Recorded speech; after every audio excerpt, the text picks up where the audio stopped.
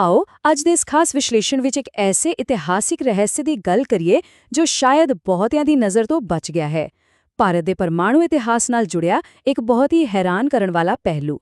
ਅਸੀਂ ਗੱਲ ਕਰ ਰਹੇ ਹਾਂ ਪੋਖਰਨ ਦਾ ਰਹੱਸ, ਦਰਬਾਰਾ ਸਿੰਘ ਮਲਸੀਆ ਦੀ ਮੌਤ ਬਾਰੇ, ਵਿਗਿਆਨ, ਸਿਆਸਤ ਅਤੇ ਇੱਕ ਅਣਸੁਲਝੀ ਬੁਝਾਰਤ। ਆਓ ਦੇਖੀਏ ਅਸਲ ਵਿੱਚ ਕੀ ਹੋਇਆ ਸੀ। ਸਭ ਤੋਂ ਵੱਡਾ ਸਵਾਲ ਜੋ ਦਿਮਾਗ ਵਿੱਚ ਆਉਂਦਾ ਹੈ ਉਹ ਇਹ ਹੈ ਕਿ ਕੀ ਇਹ ਮਹਿਜ਼ ਇੱਕ ਇਤਿਫਾਕ ਸੀ ਜਾਂ ਫਿਰ ਕੋਈ ਛੁਪਿਆ ਹੋਇਆ ਨੁਕਸਾਨ। ਜ਼ਰਾ ਸੋਚੋ, ਇੱਕ ਗਵਰਨਰ ਆਪਣੇ ਅਹੁਦੇ ਦੇ ਸਿਰਫ 24 ਦਿਨਾਂ ਬਾਅਦ ਦਮ ਤੋੜ ਦਿੰਦਾ ਹੈ, ਉਹ ਵੀ ਇੱਕ ਇਤਿਹਾਸਿਕ ਪਰਮਾਣੂ ਪਰੀਖਣ ਵਾਲੀ ਥਾਂ ਦੇ ਦੌਰੇ ਤੋਂ ਸਿਰਫ 4 ਦਿਨ ਬਾਅਦ। ਇਹ ਟਾਈਮਿੰਗ ਆਪਣੇ ਆਪ ਵਿੱਚ ਬਹੁਤ ਕੁਝ ਸੋਚਣ ਲਈ ਮਜਬੂਰ ਕਰ ਦਿੰਦੀ ਹੈ। ਪਹਿਲਾ ਭਾਗ, ਇੱਕ ਅਚਾਨਕ ਅਤੇ ਦੁਖਦਾਈ ਮੌਤ। 24 ਦਿਨਾਂ ਦਾ ਕਾਰਜਕਾਲ। ਪੰਜਾਬ ਦੇ ਦਿੱਗਜ ਅਕਾਲੀ ਨੇਤਾ ਦਰਬਾਰਾ ਸਿੰਘ ਮਲਸੀਆ, ਜਿਨ੍ਹਾਂ ਨੇ 1 ਮਈ 1998 ਨੂੰ ਰਾਜਸਥਾਨ ਦੇ ਨਵੇਂ ਗਵਰਨਰ ਵਜੋਂ ਸਹੁੰ ਚੁੱਕੀ ਸੀ। ਸਿਰਫ 24 ਦਿਨ। ਹਾਂ, ਉਹਨਾਂ ਦਾ ਕਾਰਜਕਾਲ ਬਸ ਇੰਨਾ ਹੀ ਰਿਹਾ। ਇੰਨੇ ਥੋੜੇ ਸਮੇਂ ਵਿੱਚ ਅਜਿਹੀ ਘਟਨਾ ਦਾ ਵਾਪਰਨਾ, ਇਹ ਸੱਚਮੁੱਚ ਇਸ ਪੂਰੇ ਘਟਨਾਕ੍ਰਮ ਵਿੱਚ ਇੱਕ ਡੂੰਘਾ ਰਹੱਸ ਪੈਦਾ ਕਰਦਾ ਹੈ। ਨਵਾਂ ਅਹੁਦਾ ਸੰਭਾਲਿਆ ਹੀ ਸੀ ਅਤੇ ਫਿਰ ਅਚਾਨਕ ਇੱਕ ਜਾਨਲੇਵਾ ਦਿਲ ਦਾ ਦੌਰਾ। ਹਾਲਾਤ ਬਹੁਤ ਤੇਜ਼ੀ ਨਾਲ ਵਿਗੜੇ। 71 ਸਾਲ ਦੀ ਉਮਰ ਅਤੇ ਅਚਾਨਕ ਉਹਨਾਂ ਨੂੰ ਬਹੁਤ ਜ਼ਿਆਦਾ ਸਰੀਰਕ ਬੇਆਰਾਮੀ, ਕਮਜ਼ੋਰੀ ਅਤੇ ਸਾਹ ਲੈਣ ਵਿੱਚ ਭਾਰੀ ਤਕਲੀਫ ਹੋਣ ਲੱਗੀ। 24 ਮਈ 1998 ਦੀ ਸਵੇਰ ਨੂੰ ਇਹ ਲੱਛਣ ਇੱਕ ਵੱਡੇ ਦਿਲ ਦੇ ਦੌਰੇ ਵਿੱਚ ਬਦਲ ਗਏ। ਜੈਪੁਰ ਦੇ SMS ਹਸਪਤਾਲ ਵਿੱਚ ਲਿਆਂਦਾ ਗਿਆ, ਪਰ ਬਦਕਿਸਮਤੀ ਨਾਲ ਜਾਨ ਬਚਾਈ ਨਹੀਂ ਜਾ ਸਕੀ। ਭਾਗ ਦੂਜਾ, ਆਪਰੇਸ਼ਨ ਸ਼ਕਤੀ ਦਾ ਆਰੰਭ, ਪੋਖਰਨ 2 ਪਰੀਖਣ। ਹੁਣ ਥੋੜਾ ਪਿੱਛੇ ਚਲਦੇ ਹਾਂ। ਮਈ 1998 ਦੇ ਸ਼ੁਰੂਆਤੀ ਦਿਨ, ਜਦੋਂ ਪ੍ਰਧਾਨ ਮੰਤਰੀ ਅਟਲ ਬਿਹਾਰੀ ਵਾਜਪਾਈ ਦੀ ਸਰਕਾਰ ਨੇ ਥਾਰ ਮਾਰੂਥਲ ਵਿੱਚ ਜ਼ਮੀਨਦੋਜ਼ ਪਰਮਾਣੂ ਪਰੀਖਣਾਂ ਦਾ ਉਹ ਇਤਿਹਾਸਿਕ ਫੈਸਲਾ ਲਿਆ ਸੀ। ਜੇਕਰ ਅਸੀਂ ਇਸ ਟਾਈਮਲਾਈਨ ਤੇ ਝਾਤ ਮਾਰੀਏ ਤਾਂ ਟਾਈਮਿੰਗ ਹੈਰਾਨ ਕਰਨ ਵਾਲੀ ਹੈ।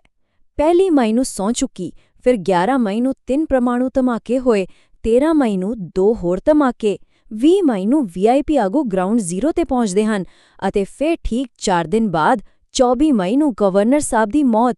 ਧਮਾਕੇ, ਦੌਰਾ ਅਤੇ ਮੌਤ ਵਿਚਕਾਰ ਇਹ ਜਿਹੜਾ ਸਮਾਂ ਹੈ ਨਾ, ਇਹ ਬਹੁਤ ਹੀ ਘੱਟ ਹੈ ਅਤੇ ਇਹੀ ਸਾਰੀ ਚਰਚਾ ਦਾ ਕੇਂਦਰ ਹੈ। ਪੋਖਰਨ ਰੇਂਜ ਦਾ ਉਹ ਮਾਹੌਲ ਕਾਫੀ ਖਤਰਨਾਕ ਸੀ।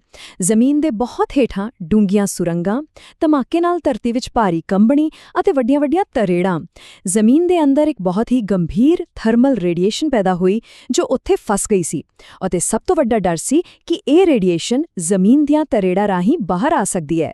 ਮਤਲਬ ਥਾਰ ਮਾਰੂਥਲ ਦਾ ਉਹ ਹਿੱਸਾ ਉਸ ਵੇਲੇ ਬਹੁਤ ਜ਼ਿਆਦਾ ਗਰਮੀ ਅਤੇ ਸੰਭਾਵਿਤ ਰੇਡੀਏਸ਼ਨ ਦੇ ਪ੍ਰਭਾਵ ਹੇਠਾਂ ਸੀ। ਅਗਲਾ ਪੜਾਅ, ਗਵਰਨਰ ਦਾ ਘਾਤਕ ਦੌਰਾ। ਟੋਏ ਦੇ ਕਿਨਾਰੇ ਤੇ ਪੋਖਰਨ ਉਸ ਵੇਲੇ ਰਾਸ਼ਟਰੀ ਮਾਣ ਦਾ ਪ੍ਰਤੀਕ ਬਣ ਚੁੱਕਾ ਸੀ, ਜਿਸ ਕਰਕੇ 20 ਮਈ ਨੂੰ ਪ੍ਰਧਾਨ ਮੰਤਰੀ, ਰੱਖਿਆ ਮੰਤਰੀ George ਫਰਨਾਂਡਜ਼, doctor APJ Abdul Kalam ਅਤੇ ਗਵਰਨਰ ਉੱਥੇ ਪਹੁੰਚੇ। ਉਸ ਦਿਨ ਦਾ ਨਜ਼ਾਰਾ ਆਪਣੇ ਆਪ ਵਿੱਚ ਬਹੁਤ ਖੌਫਨਾਕ ਲੱਗਦਾ ਹੈ। ਕਲਪਨਾ ਕਰੋ, ਧੂੜ ਅਤੇ ਭਾਰੀ ਗਰਮੀ ਨਾਲ ਭਰਿਆ ਉਹ ਇਲਾਕਾ ਅਤੇ ਦੇਸ਼ ਦੀ ਪੂਰੀ ਲੀਡਰਸ਼ਿਪ ਬਿਨਾਂ ਕਿਸੇ ਰੇਡੀਏਸ਼ਨ ਸੂਟ ਜਾਂ ਸੁਰੱਖਿਆ ਦੇ ਉਹਨਾਂ ਢਹਿ ਰਹੇ ਅਤੇ ਗਰਮ ਟੋਇਆਂ ਦੇ ਬਿਲਕੁਲ ਕਿਨਾਰੇ ਤੇ ਖੜੀ ਸੀ। ਹਾਲਾਂਕਿ ਵਿਗਿਆਨੀਆਂ ਨੇ ਪੂਰਾ ਭਰੋਸਾ ਦਿਲਵਾਇਆ ਸੀ ਕਿ ਮਾਹੌਲ ਪੂਰੀ ਤਰ੍ਹਾਂ ਸੁਰੱਖਿਅਤ ਹੈ, ਪਰ ਉਹ ਦ੍ਰਿਸ਼ ਸੱਚਮੁੱਚ ਰੌਂਗਟੇ ਖੜੇ ਕਰ ਦੇਣ ਵਾਲਾ ਹੈ। ਭਾਗ ਚੌਥਾ, ਰੇਡੀਏਸ਼ਨ ਦੀ ਬਹਿਸ, ਅਧਿਕਾਰਕ ਪੱਖ ਬਨਾਮ ਸ਼ੱਕ। ਇੱਥੋਂ ਹੀ ਇੱਕ ਚੁੱਪ-ਚੁਪੀਤੀ ਬਹਿਸ ਸ਼ੁਰੂ ਹੁੰਦੀ ਹੈ ਕਿ ਇਹ ਮੌਤ ਸਿਰਫ ਇੱਕ ਕੁਦਰਤੀ ਘਟਨਾ ਸੀ ਜਾਂ ਫਿਰ ਗਰਾਊਂਡ ਜ਼ੀਰੋ ਦੇ ਉਸ ਗੰਭੀਰ ਵਾਤਾਵਰਣ ਦਾ ਕੋਈ ਸਿੱਧਾ ਅਸਰ। ਹੁਣ ਇਸ ਪੂਰੇ ਮਾਮਲੇ ਨੂੰ ਨਿਰਪੱਖ ਹੋ ਕੇ ਸਮਝਣਾ ਬਹੁਤ ਜ਼ਰੂਰੀ ਹੈ। ਇੱਕ ਪਾਸੇ ਸਰਕਾਰ ਅਤੇ ਭਾਭਾ ਐਟੋਮਿਕ ਰਿਸਰਚ ਸੈਂਟਰ ਦਾ ਅਧਿਕਾਰਿਤ ਬਿਆਨ ਸੀ ਕਿ ਪਰੀਖਣ ਪੂਰੀ ਤਰ੍ਹਾਂ ਸੁਰੱਖਿਅਤ ਸੀ, ਕੋਈ ਲੀਕੇਜ ਨਹੀਂ ਹੋਈ, ਸਤ੍ਹਾ ਸਾਫ਼ ਸੀ ਅਤੇ ਮੌਤ ਦੀ ਵਜ੍ਹਾ ਇੱਕ ਆਮ ਦਿਲ ਦਾ ਦੌਰਾ ਸੀ। ਦੂਜੇ ਪਾਸੇ ਸ਼ੱਕ ਕਰਨ ਵਾਲੇ ਵੀ ਮੌਜੂਦ ਹਨ ਜੋ ਮਾਰੂਥਲ ਦੀ ਧੂੜ, ਰੇਡੀਏਸ਼ਨ ਦੇ ਤਣਾਅ ਅਤੇ ਉਸ ਨਾਲ ਦਿਲ ਤੇ ਪੈਣ ਵਾਲੇ ਅਚਾਨਕ ਅਤੇ ਘਾਤਕ ਅਸਰ ਵੱਲ ਇਸ਼ਾਰਾ ਕਰਦੇ ਹਨ। ਜਿਹੜਾ ਦੂਜਾ ਪੱਖ ਹੈ, ਉਸ ਦੀ ਵਿਗਿਆਨਿਕ ਦਲੀਲ ਕੁਝ ਇਸ ਤਰ੍ਹਾਂ ਹੈ। ਪਹਿਲਾ, ਜ਼ਮੀਨਦੋਜ਼ ਧਮਾਕੇ ਨੇ ਆਲੇ-ਦੁਆਲੇ ਦੀਆਂ ਚੱਟਾਨਾਂ ਅਤੇ ਮਿੱਟੀ ਨੂੰ ਬਾਰੀਕ ਪੀਸ ਦਿੱਤਾ। ਦੂਜਾ, ਇਸ ਨਾਲ ਬਹੁਤ ਹੀ ਬਾਰੀਕ ਰੇਡੀਓ ਐਕਟਿਵ ਧੂੜ ਪੈਦਾ ਹੋਈ। ਅਤੇ ਤੀਜਾ, ਇਹ ਧੂੜ ਮਾਰੂਥਲ ਦੀ ਹਵਾ ਵਿੱਚ ਉੱਡਣ ਲੱਗੀ ਅਤੇ ਕਿਉਂਕਿ ਕਿਸੇ ਨੇ ਮਾਸਕ ਨਹੀਂ ਪਾਇਆ ਹੋਇਆ ਸੀ, ਇਹ ਖਤਰਨਾਕ ਕਣ ਸਿੱਧੇ ਸਾਹ ਰਾਹੀਂ ਅੰਦਰ ਗਏ ਹੋ ਸਕਦੇ ਹਨ। ਭਾਵ ਖਤਰਾ ਸ਼ਾਇਦ ਹਵਾ ਵਿੱਚ ਹੀ ਘੁੰਮ ਰਿਹਾ ਸੀ। ਇੱਥੇ ਇੱਕ ਬਹੁਤ ਹੀ ਖਾਸ ਮੈਡੀਕਲ ਟਰਮ ਨੂੰ ਸਮਝਣਾ ਪਵੇਗਾ, ਐਕਿਊਟ ਰੇਡੀਏਸ਼ਨ ਸਟ੍ਰੈਸ, ਯਾਨੀ ਗੰਭੀਰ ਰੇਡੀਏਸ਼ਨ ਤਣਾਅ। ਇਸ ਦਾ ਮਤਲਬ ਹੈ ਜਦੋਂ ਸਰੀਰ ਅਚਾਨਕ ਬਹੁਤ ਜ਼ਿਆਦਾ ਗਰਮੀ, ਤਣਾਅ ਅਤੇ ਜ਼ਹਿਰੀਲੇ ਕਣਾਂ ਦੇ ਸੰਪਰਕ ਵਿੱਚ ਆਉਂਦਾ ਹੈ। ਬਜ਼ੁਰਗ ਵਿਅਕਤੀਆਂ, ਖਾਸ ਕਰਕੇ ਜਿਨ੍ਹਾਂ ਨੂੰ ਪਹਿਲਾਂ ਤੋਂ ਹੀ ਦਿਲ ਦੀ ਕੋਈ ਤਕਲੀਫ ਹੋਵੇ, ਉਨ੍ਹਾਂ ਲਈ ਇਹ ਇੱਕਦਮ ਜਾਨਲੇਵਾ ਸਾਬਿਤ ਹੋ ਸਕਦਾ ਹੈ। ਭਾਵੇਂ ਇਹ ਪੂਰੀ ਤਰ੍ਹਾਂ ਰੇਡੀਏਸ਼ਨ ਸਿੰਡਰੋਮ ਨਾ ਵੀ ਹੋਵੇ, ਪਰ ਮਾਰੂਥਲ ਦਾ ਉਹ ਖਤਰਨਾਕ ਮਾਹੌਲ ਇੱਕ ਚੰਗਿਆੜੀ ਦਾ ਕੰਮ ਜ਼ਰੂਰ ਕਰ ਸਕਦਾ ਸੀ। ਹੁਣ ਸਵਾਲ ਇਹ ਹੈ ਕਿ ਸ਼ੱਕ ਕਿਉਂ ਪੈਦਾ ਹੋਇਆ? ਕਾਰਨ ਕਈ ਨੇ। ਪਹਿਲਾ, ਗਵਰਨਰ ਸਾਹਿਬ ਨੂੰ ਅਚਾਨਕ ਸਾਹ ਦੀ ਤਕਲੀਫ ਅਤੇ ਕਮਜ਼ੋਰੀ ਹੋਣਾ। ਦੂਜਾ ਅਤੇ ਸਭ ਤੋਂ ਅਹਿਮ, ਉਨ੍ਹਾਂ ਦਾ ਕੋਈ ਵੀ ਸੁਤੰਤਰ ਜਾਂ ਜਨਤਕ ਰੇਡੀਓਲੋਜੀਕਲ ਪੋਸਟਮਾਰਟਮ ਨਹੀਂ ਕੀਤਾ ਗਿਆ। ਸਰੀਰ ਦੇ ਟਿਸ਼ੂਆਂ ਵਿੱਚ ਆਈਸੋਟੋਪਿਕ ਮਾਤਰਾ ਕਦੇ ਮਾਪੀ ਹੀ ਨਹੀਂ ਗਈ। ਇਸ ਲਈ ਅਸਲ ਵਿੱਚ ਗਰਾਊਂਡ ਜ਼ੀਰੋ ਤੇ ਕੀ ਹੋਇਆ ਅਤੇ ਉਸ ਦਾ ਕਿੰਨਾ ਅਸਰ ਸੀ, ਇਹ ਸੱਚਾਈ ਅੱਜ ਵੀ ਰਾਸ਼ਟਰੀ ਸੁਰੱਖਿਆ ਦੇ ਨਾਮ ਹੇਠ ਇੱਕ ਵੱਡਾ ਰਾਜ਼ ਬਣੀ ਹੋਈ ਹੈ। ਆਖਰੀ ਹਿੱਸਾ, ਕੀ ਉਹ ਇਕਲੌਤੇ ਪਰਮਾਣੂ ਸ਼ਿਕਾਰ ਸਨ? ਇਤਿਹਾਸ ਦਾ ਇੱਕ ਗੰਭੀਰ ਪਹਿਲੂ। ਭਾਰਤ ਨੇ ਪਰਮਾਣੂ ਹਥਿਆਰਾਂ ਵਾਲੇ ਦੇਸ਼ਾਂ ਦੀ ਸੂਚੀ ਵਿੱਚ ਕਦਮ ਰੱਖਿਆ ਸੀ, ਇੱਕ ਵੱਡੀ ਪ੍ਰਾਪਤੀ। ਪਰ ਉਸੇ ਵੇਲੇ ਦਰਬਾਰਾ ਸਿੰਘ ਮਲਸੀਆਂ ਦੀ ਮੌਤ ਨੇ ਇਸ ਜਸ਼ਨ ਵਿੱਚ ਇੱਕ ਅਜੀਬ ਜਿਹੀ ਖਾਮੋਸ਼ੀ ਅਤੇ ਉਦਾਸੀ ਲਿਆ ਦਿੱਤੀ ਸੀ। ਜੇਕਰ ਅੱਜ ਦੇਖੀਏ ਤਾਂ ਉਨ੍ਹਾਂ ਦੀ ਯਾਦ ਨੂੰ ਦੋ ਵੱਖ-ਵੱਖ ਤਰੀਕਿਆਂ ਨਾਲ ਦੇਖਿਆ ਜਾਂਦਾ ਹੈ।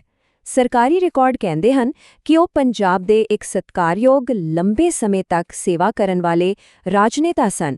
ਬਿਲਕੁਲ ਸਹੀ, ਪਰ ਸਿਆਸੀ ਗਲਿਆਰਿਆਂ ਜਾਂ ਲੋਕ ਕਥਾਵਾਂ ਵਿੱਚ ਉੱਥੇ ਉਨ੍ਹਾਂ ਨੂੰ ਭਾਰਤ ਦੇ ਪਰਮਾਣੂ ਤਾਕਤ ਬਣਨ ਦੇ ਸਫ਼ਰ ਦੌਰਾਨ ਹੋਏ ਇਕਲੌਤੇ ਅਤੇ ਅਣਚਾਹੇ ਨੁਕਸਾਨ ਵਜੋਂ ਵੀ ਯਾਦ ਕੀਤਾ ਜਾਂਦਾ ਹੈ। ਇਤਿਹਾਸ ਨੂੰ ਦੇਖਣ ਦੇ ਦੋ ਬਿਲਕੁਲ ਵੱਖਰੇ ਨਜ਼ਰੀਏ। ਇੱਕ ਬਹੁਤ ਹੀ ਮਸ਼ਹੂਰ ਹਵਾਲਾ ਹੈ ਜੋ ਇਸ ਸਥਿਤੀ ਨੂੰ ਬਿਆਨ ਕਰਦਾ ਹੈ। ਭਾਰਤ ਦੇ ਪਰਮਾਣੂ ਪ੍ਰਭੂ ਸੱਤਾ ਵੱਲ ਵਧਦੇ ਕਦਮਾਂ ਦਾ ਇਕਲੌਤਾ ਅਣਜਾਣੇ ਵਿੱਚ ਹੋਇਆ ਰਾਜਨੀਤਿਕ ਨੁਕਸਾਨ। ਇਹ ਲਾਈਨਾਂ ਬਹੁਤ ਡੂੰਘੀਆਂ ਹਨ। ਇਹ ਸਾਨੂੰ ਸੋਚਣ ਤੇ ਮਜਬੂਰ ਕਰਦੀਆਂ ਹਨ ਕਿ ਵੱਡੀਆਂ ਇਤਿਹਾਸਿਕ ਪ੍ਰਾਪਤੀਆਂ ਪਿੱਛੇ ਅਕਸਰ ਕੋਈ ਨਾ ਕੋਈ ਅਣਕਹੀ ਕੀਮਤ ਛੁਪੀ ਹੁੰਦੀ ਹੈ। ਤਾਂ ਫਿਰ ਕੀ ਇਹ ਸਿਰਫ ਇੱਕ ਦੁਖਦਾਈ ਅਤੇ ਖਰਾਬ ਟਾਈਮਿੰਗ ਸੀ, ਜਾਂ ਫਿਰ ਪੋਖਰਨ ਦੀ ਉਹ ਉੜਦੀ ਧੂੜ ਅਸਲ ਵਿੱਚ ਪਰਮਾਣੂ ਯੁੱਗ ਦੀ ਕੋਈ ਬਹੁਤ ਵੱਡੀ ਅਸਲੀ ਕੀਮਤ ਨੂੰ ਆਪਣੇ ਅੰਦਰ ਛੁਪਾਈ ਬੈਠੀ ਹੈ? ਇਹ ਇੱਕ ਅਜਿਹਾ ਸਵਾਲ ਹੈ ਜਿਸ ਦਾ ਜਵਾਬ ਸ਼ਾਇਦ ਕਦੇ ਨਾ ਮਿਲੇ, ਪਰ ਇਹ ਸਾਨੂੰ ਇਤਿਹਾਸ ਨੂੰ ਇੱਕ ਨਵੀਂ ਨਜ਼ਰ ਨਾਲ ਦੇਖਣ ਲਈ ਜ਼ਰੂਰ ਪ੍ਰੇਰਿਤ ਕਰਦਾ ਹੈ। ਇਸ ਖਾਸ ਵਿਸ਼ਲੇਸ਼ਣ ਵਿੱਚ ਸਾਡੇ ਨਾਲ ਜੁੜਨ ਲਈ ਬਹੁਤ-ਬਹੁਤ ਧੰਨਵਾਦ।